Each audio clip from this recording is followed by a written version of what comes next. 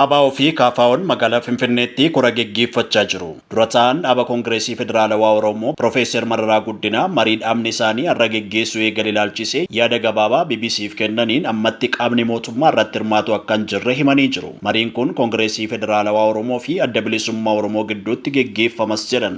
Dabaluunis hawaasa Oromoo adda addaa abbootii gadaa, qaalluu, bakka buutota amantaa garaagaraa, hayyoota, jaarrolee fi kaanis kan hirmaachise ta'uu ibsanii jiru. Mariin kun mootummaa fi dhaabbilee siyaasaa lamaan gidduutti geggeeffama yaadni jedhu miseensotuma dhaabaa keessaa dhagahamee kan ture ta'us Piroofeesar Mararaan garuu marii marsaa kanaa keessaa mootummaan hirmaannaa hin qabu jedhanii jiru. Dhimmoota marii fi odeeffannoo dabalataa kennuuf garuu amma yeroo isaa miti jedhanii jiru. Itti gaafatamaan quunnamtii hawaasaa KFO obbo Sultaan Qaasim akka jedhanitti ammoo mariin ammaa kun mootummaa Itoophiyaa wajjin osoo hin taane paartileen lamaan ABO fi KFO qaamolee kutaalee hawaasaa garaagaraa irraa dhufan wajjin ta'uun dhimmoota ijoo dhaabbilee lamaaniin dhiyaatan irratti mari'achuu saganteeffamee jedhan. Marii kanarratti dhimmi nageenya Oromiyaa ajandaa guddaa ta'uu obbo Sultaan kaasanii dhimmoota biroo bal'inaan ibsurraa garuu of qusatanii jiru. Marii kana booda yoo irratti waliif gallee mootummaa wajjin mari'achuutti deemnas jedhan.